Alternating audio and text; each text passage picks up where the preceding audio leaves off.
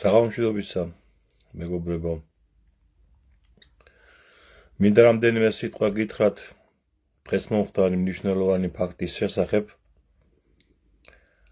როგორც ცნობილია, სტრასბურგის ადამიანის უფლებათა საერთაშორისო სასამართლომ გავრილოვის ღამის დროს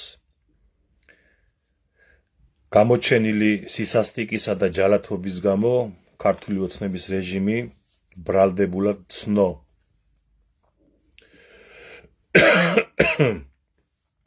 ანუ სტრასბურგის სასამართლომ ქოძბანდა დაადანაშაულა ადამიანების მასობრივ წამებაში. აი ეს რეზინის ტყვიების დათვის ეგრეთ წოდებული რეზინის ტყვიების გამოყენებისას დაზარალდა ათობით ადამიანი, რომლებმაც შეიტანეს სარჩელი სტრასბურგის სასამართლოში წლების წინ და დღეს აღსრულდა განაჩენი. და ადამიანთა მასობრივი წამების განაჩენი ეს იმიტომ არის, რომ ის რაც ქართულმა ოცნებამ ამ რეჟიმმა გააკეთა გავრილოვის ღამეს 20 ივნის 2019 წელს ეს არის სწორედ რომ ადამიანთა მასობრივი წამება, რადგან იმ საშუალებებით და იმ არაადეკვატური სისასტიკით, რაც მაშინდელმა შინაგან საქმეთა მინისტრმა კახარიამ დაშალა აქცია, ეს უთანაბრდება საერთაშორისო კონვენციებით, არა უბრალოდ რაღაც ბანალურ ძალაუფლების გადამეტებას, არამედ ეს არის ადამიანების მასობრივი წამება. ისევე როგორც ქიმიური იარაღით მოწამვლის ის შემთხვევა, რომელიც BBC-მ გამოიძია, ხო? ესეც ადამიანთა მასობრივი წამებაა. ამას იმიტომ უსვამ ხას, ჩემო კარგებო, პარალელურად გააზიარეთ, რაც შეიძლება მეტმა ადამიანმა გაიგოს და გამოხატეთ თქვენი აზრი კომენტარებში. ამას იმიტომ უსვამ ხას, მეგობრებო, რომ შემთხვევით არ ხდება, ხო? 5-6 წლის წინანდელი შეტანილი სარჩელი სტრასბურგის სასამართლომ სწორედ ამ დღეებში გამოიტანა განაჩენი და დაადანაშაულა ქართული ოცნება.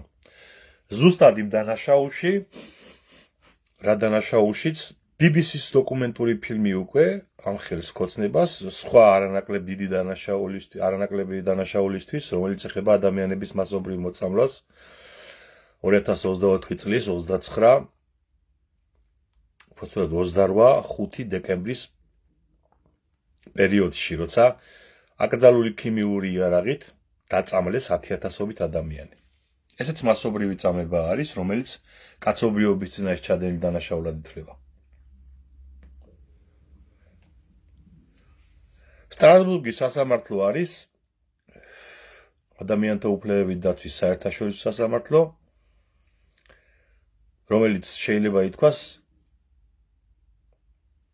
ასე ვთქვათ, ყოველდღიური დანაშაულებების განხილვაშია. აი ჰააგის სასამართლო მხოლოდ განსაკუთრებულ ნაძირლებს ეხება და განსაკუთრებულ კაცჭამიებს. ანუ პირველი საფეხური ჰააგის სასამართლომდე ქვედა საფეხური სტრასბურგის სასამართლომ უკვე აღიარა, რომ ქართული ოცნება არის ნაძირალა ჯალათების ბანდა, რომელმაც საკუთარი მოქალაქეები აწამა მასობრივად. დაუშინა დათვის ტყვიები იმ ადამიანებს და იქ, სადაც ამის საჭიროება არ იყო. და თვალები დათხარეს ადამიანებს და მთელი უბედურებები. დათვლილიც არის უკვე სასამართლოს დადგენილებაში წერია, რომ 800-ზე მეტი რეზინის ტყვია გაისროლეს მშვიდობიანი დემონსტრანტების წინააღმდეგ. თან იქ იმ ადგილებში, სადაც ამის საჭიროება არ იყო, ანუ მოგეხსენებათ იქ რაღაც პატარა ჯგუფი უტევდა პარლამენტის პერიმეტრზე წინ მდგარ პოლიციელებს, მაგრამ ამათმა რა ვიცი, ლამის ოპერასთან დახვრიტეს ხალხი ამ რეზინის ტყუებით და დაასახიჩნეს, ხო? ხო გახსოვთ ეს ყველაფერი.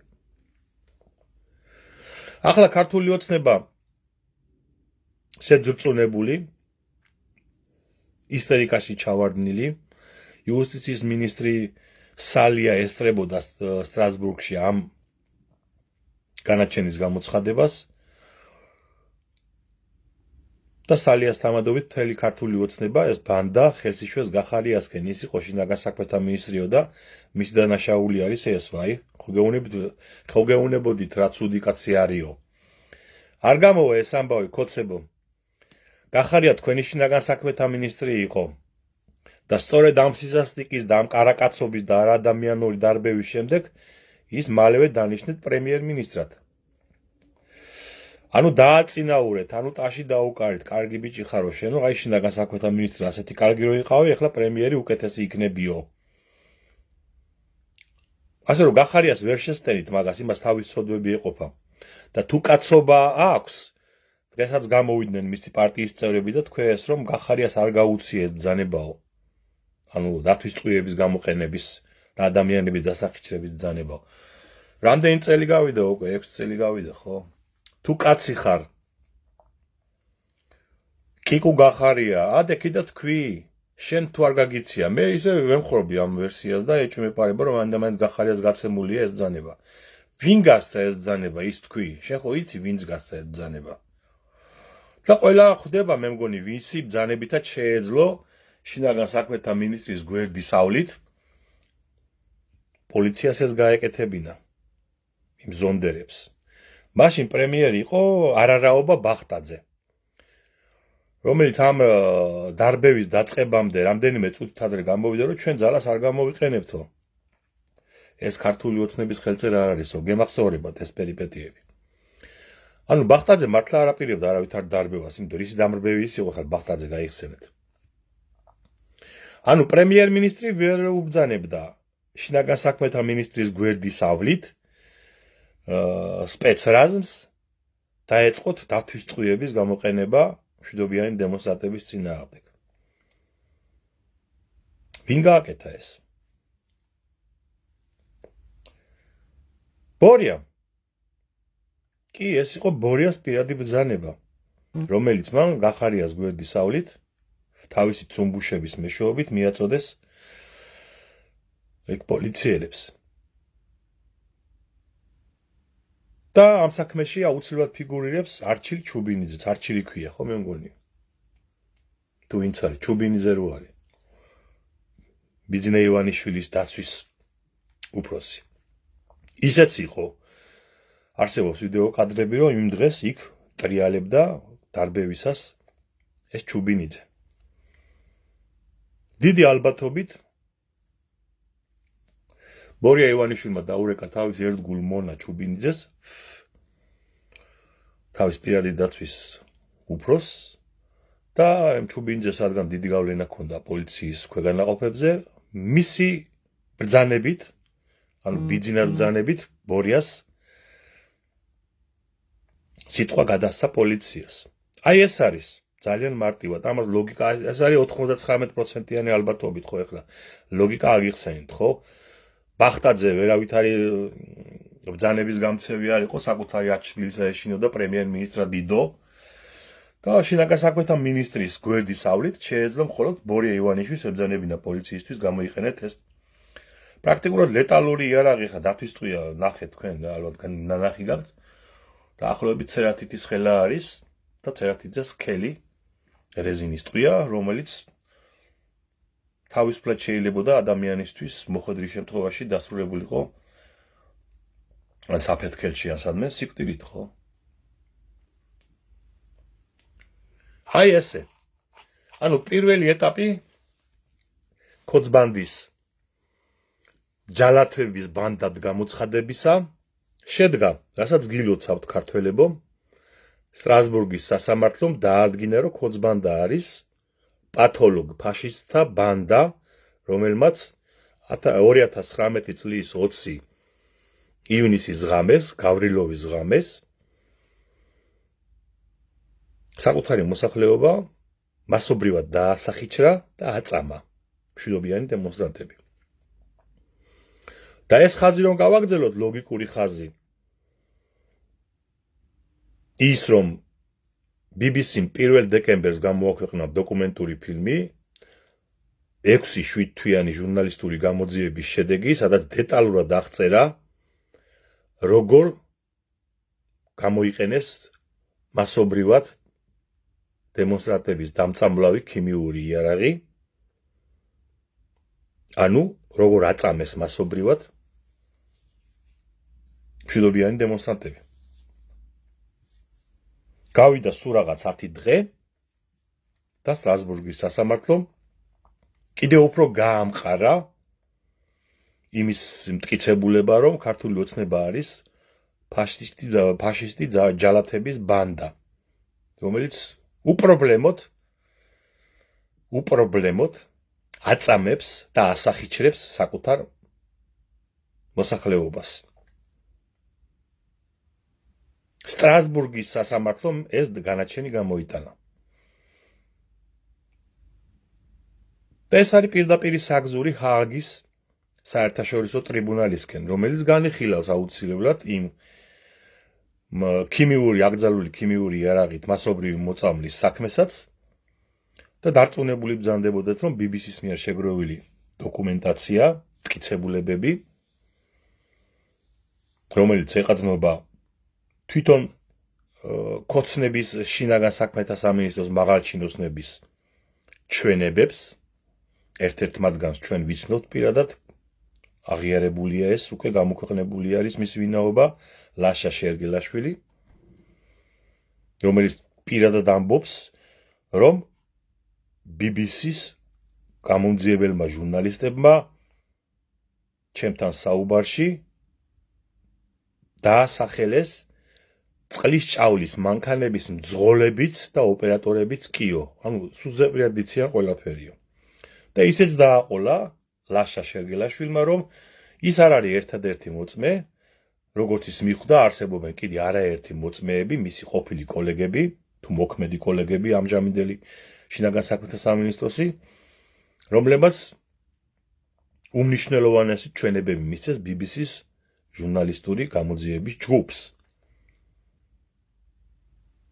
და ბარემ აქვე შეგახსენებთ კიდევ ერთ დეტალს, ლაშა შერგელაშვილის მიერ ინტერვიუში ნათქვამს, რომ მასთან არამხოლოდ BBC ჟურნალისტური გამოძიების ჯგუფი დადიოდა, არამედ მასთან ბოლო ეტაპზე იყვნენ BBC-ს იურისტებიც, რომლებმაც მასთან გაიარეს იურიდიული დეტალები და უთხრეს, რომ შენ მზად უნდა იყო, რომ ჰააგის ტრიბუნალზე გამოხვიდე მთავარ მოწმედო. ანუ BBC-ს ეს საკითხი მხოლოდ უბრალოდ ჟურნალისტური წიაღსვლების განზომილებაში კი არ აქვს გააზრებული, არამედ ეს არის იურიდიული ნიუანსების დონეზე გათვლილი გეგმა. რათა მისი ჟურნალისტური გამოძიება არავის მიერ არ დადგეს ეჭვქვეშ და ისეთ მაღალ ინსტანციაში, სამართლებრივ ინსტანციაში, როგორც არის ჰააგის სასამართლო. ანუ 100%-ით მზად არის BBC, რომ მისი ჟურნალისტური გამოძიება ქართული ოცნების ჯართობაზე და ქიმიური იარაღით ხალხის მასობრივ მოწამვლაზე ეჭვშეუტანელი იყოს ჰააგის საერთაშორისო ტრიბუნალზეც კი. რადგან ხომ წარმოგიდგენიათ, BBC-ს რეპუტაცია ფაქტობრივად განულდება, თუ ის ვერ დაამტკიცებს ის ვერაფერს, რაც გამოაქვეყნა თავის დოკუმენტურ ფილმში, მის რეპუტაცია იქნება აბსოლუტურად განულებული. თუ ჰააგის სასამართლო გაამტყუნებს BBC-ს გუნდს, ჟურნალისტთა გუნდს და გაამართლებს კოწბანდას. ამიტომ ამის მინიმალური შანსიც კი არ არსებობს, ანუ ამის თქმა მინდა. BBC ეს დოკუმენტური ფილმი რომ გამოაქვეყნა, 100%-ით დარწმუნებული იყო იურიდიული ნორმების გავლითაც კი, რომ მას ერთ ხინჯსაც ვერ შეუტანს ვერავინ თვით ჰააგის საერთაშორისო ტრიბუნალზეც კი მის სიმართლეს წყალი არ გაუვა. აი ეს არის ამის თქმა მინდოდა ჩემოკარგებო. რო ვიძახი ქართული ოცნების შესახებ დედა აღარ აყავს მეთქი. აი ამის ქრონოლოგია არის ეს. 1 დეკემბერს გამოქვეყნდა BBC-ს დოკუმენტური ფილმი ქართული ოცნება მას შემდეგ ისტერიკაშია. 10 დღის შემდეგ უკვე სტრასბურგის ადამიანის უფლებათა საერთაშორისო სასამართლომ დაადგინა, რომ 2019 წლის 20 ივნისის ჯალათობა ეს არის ადამიანთა მასობრივი წამება და გაამტყუნა ქართული ოცნება. ამ დროის შუალედში კი შიგ 2-3 დღის წინ დიდი ბრიტანეთის სახელმწიფო მინისტრი, ანუ დიდი ბრიტანეთის მთავრობის წარმომადგენელმა ოფიციალურად განაცხადა, რომ ქართულმა ოცნებამ უნდა მიიღოს მონაწილეობა საერთაშორისო გამოძიებაში და გაირკვეს BBC-ს დოკუმენტურ ფილმში გამოთქმული ყველა ბრალდება ტყუილმართალი გაირკვეს. და გუშინ გავრცელდა ინფორმაცია, რომ ევროკავშირის პარლამენტი, ანუ ევროპარლამენტი ამ დღეებში 17 დეკემბერს გამართავს დებატებს საქართველოს საკითხის შესახებ, რომელზეც გამოიტანენ კენჭისყრაზე რეზოლუციას იმის თაობაზე, რომ ქართულმა ოცნებამ პასუხი აგოს საერთაშორისო გამოძიების წინაშე, რაც მან ჩაედინა 2024 წლის 28 ნოემბრიდან 2024 წლის 5 დეკემბრამდე ჩადენილი ქიმიური ტერორის წინაშე. ანუ დიდი ბრიტანეთი, ევროკავშირი, ევროპარლამენტი რეზოლუციას დაადებს ამას და ქართული ოცნება იძულებული იქნება ჩაატაროს საერთაშორისო გამოძიება, რომელიც დასრულდება ჰააგის ტრიბუნალით. აი ამიტომ არიან აჭრილები და ამიტომ არის ერთი წიოკი და ისტერიკა ქართულ ოცნებაში. დღეს გამოქვეყნდა ასევე მონაცემები იმის თაობაზე, რომ BBC-ს დოკუმენტური ფილმის გამოქვეყნების შემდეგ, ანუ 1 დეკემბრის შემდეგ, ქართულმა ოცნებამ $21,000 გადაიხადა მისი პროპაგანდონისტური ტელევიზიებისა და გვერდების და Facebook ასე ვთქვათ რესურსების რეკლამირებაში, სადაც დისკრედიტაციას უწევდა BBC-ს დოკუმენტურ ფილმს. ანუ ფული გადაიხადა ქართულმა ოცნებამ იმაში, რომ ხალხისთვის დაეჯერებინა დარეკლამებული პოსტებით, რომ BBC-ს დოკუმენტური ფილმი ეს არის Deep State-ის ვერაგობა და არავითარი კავშირი არ აქვს რეალობასთან. ფულს იხდის ხალხის ფულს იმაში, რომ ხალხი მოატყუოს, რომ BBC ტყუის. BBC არ ტყუის. BBC-ს არ აქვს იმის ფუფუნება, რომ საკუთარი რეპუტაცია შეაგდოს სასწორზე ვიღაც ძუნძგლიანი ქართული ოცნების გამო. და BBC-მ ძალიან კარგად იცის, რომ ეს საქმე მივა ჰააგის საერთაშორისო ტრიბუნალამდე, სადაც მას 100%-იანი გარანტია თუ არ ექნება, ვერ გაიმარჯვებს. და BBC კიდე დარწმუნებულია იმაში, რომ მის დოკუმენტური ფილმი არის აბსოლუტურად ფაქტებზე და რეალობაზე დამდგარი ჟურნალისტური გამოძიება.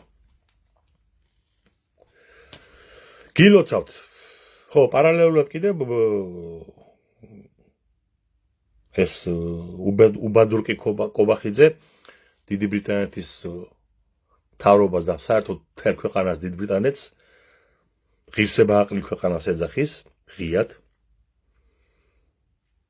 და კიდევ უფრო აახლოებს ბორიასთვის დიდი ბრიტანეთის მიერ დასაწესებელ უმძიმეს ფინანსურ სანქციებს.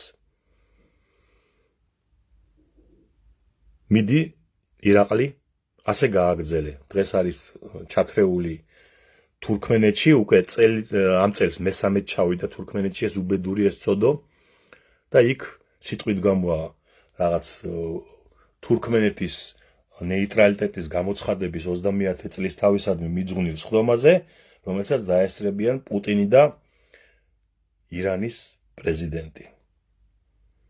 აი აქ, აი ამ ბოსელში არის ჩაფლული კობახიძე.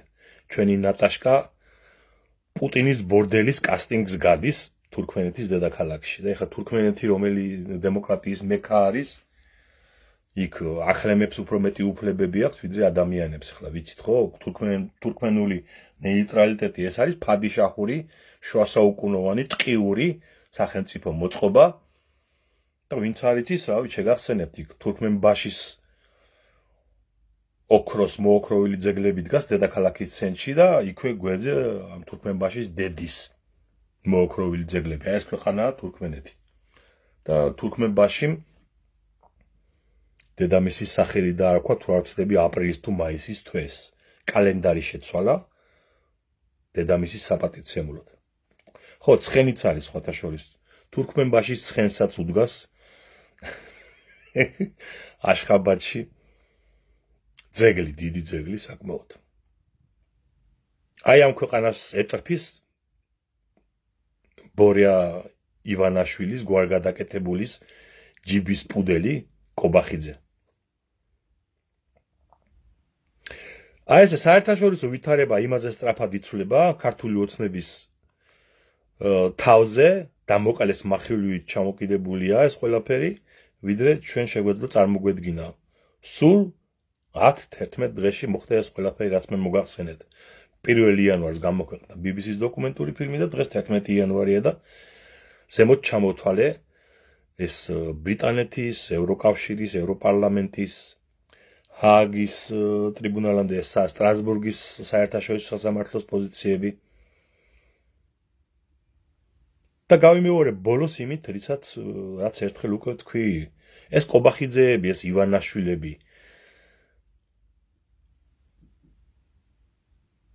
საწევარები იქნებიან საქართველოს ისტორიაში. მათი შთამომავლები დამალავენ, ვისი შვილები და შვილიშვილები არიან. საქართველოს ხო ვეღარ იცხოვრებენ სირცხვილით. უცხოეთშიც კი დამალავენ, თუ მოუწიათ სადმე მოასწრეს, სადმე გაქცევა. უცხოეთშიც კი დამალავენ, რომ ქართველი ხალხის ჯალათების შთამომავლები არიან. და საკუთარ მამებს თუ ბაბუებს თუ პაპებს, რა ვიცი, საფლავში ჩააფურთხებენ. იმის გამო, რაც მათ დამართეს საკუთარ შთამომავლობას, რომ საწყევარი გახადეს ქართველი ხალხის მიერ მათი გვარები და სახელები. ჩვენ კი უნდა ვიბრძოლოთ სამშობლოს გადასარჩენად. ბორია ივანიშვილის ბანდისგან გუშინაც თქვი ეს და დღესაც გავიმეორებ, ხო? გამოქვეყნდა უკვე ეს. ღიად ყველაფერი და თავად კობახიძემაც განაცხადა, რომ პარლამენტისა და მთავრობის კანცელარიის და სამინისტროების შენობების გაყიდვას აპირებენ, რათა ფული აიღონ და ახალი შენობა, ერთი კომპლექსი ააშენონ სამთავრობო, აი ქალაქის ცენტრისგან მოშორებით კუკიის სასაფლაოსთან ახლოს, სხვათა შორის ძალიან სიმბოლურია, რომ იქ დაფუძნდება მთელი ეს პარლამენტები და მთავრობები და საქართველოს პარლამენტის შენობა გაიყიდება და დიდი ალბათობით მას იყიდიან არაბები, ხო? აბა სხვა რომელი ნორმალური ინვესტორი ჩამოვა აქ. და მოკლედ ეს ბორია ივანიშვილი ზვიად გამსახურდიას კაბინეტში არაბული ბორდელის გახსნას აპირებს. ქართველებო, კარგად რომ გაიგოთ რა ხდება. საქართველოს პარლამენტის ისტორიული შენობა, სადაც ზვიად გამსახურდია საქართველოს დამოუკიდებლობის აღდგენა გამოაცხადა, იქ არაბული ბორდელი, კაზინო, სასტუმრო ერთად ყველაფერი იქნება და აი ესე წაბილწავენ ზვიად გამსახურდიას საქართველოს ეროვნული გმირის მემკვიდრეობას და მის სახელს. და ამ დროს ვიღაც თინათინ ღუდოლიაშვილი, ვითომ ზვიადისტი გამოდის ამ კოც ბორდელის, ტv ბორდელების ეთერებში და ხლიცინებს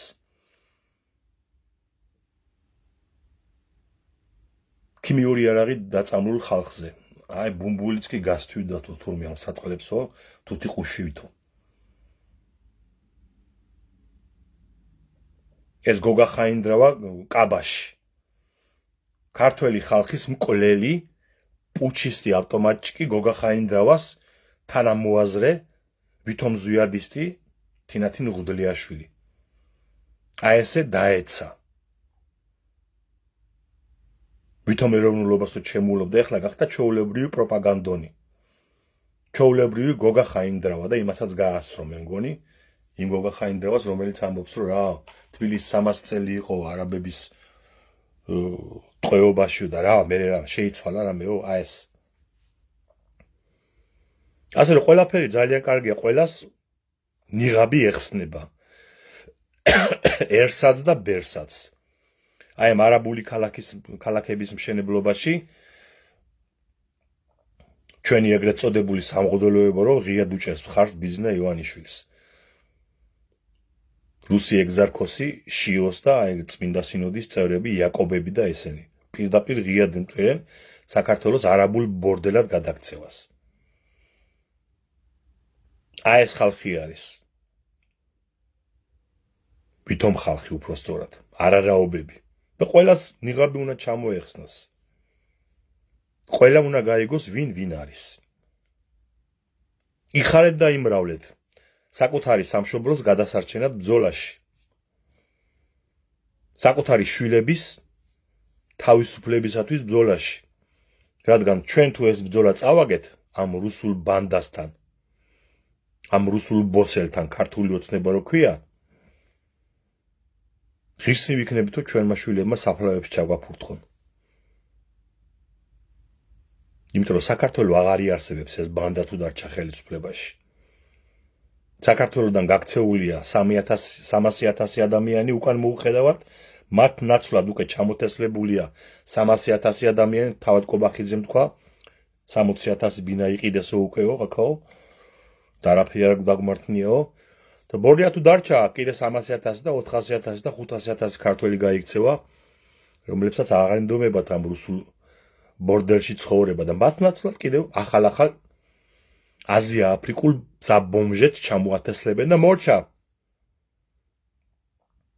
ეთნიკურ უმცირესობად გადაიქცევა ქართველიერი საკუთარ სამშობლოში. ბორიას დამსახურებით, რომელიც ღიად უკვე ხო აღარ არის ეს დამალული და აშკარა მოქმედებს სუსლოვისა და ხრუშოვის ცნობილი დევიზით საქართველოს ქართველების გარეშე და ამას თუ ვერ ხვდება ადამიანი, ის მართლა ქოციმბეცილია და გენეტიკური ნაგავია. აი ამას რო უკრავს ტაშს, ქალი თუ კაცი, ქოცი პირუტყვი, ის ბიომასა არის და გენეტიკური ნაგავი არის. და ეს ყველამ უნდა უთხრათ მათ პირში.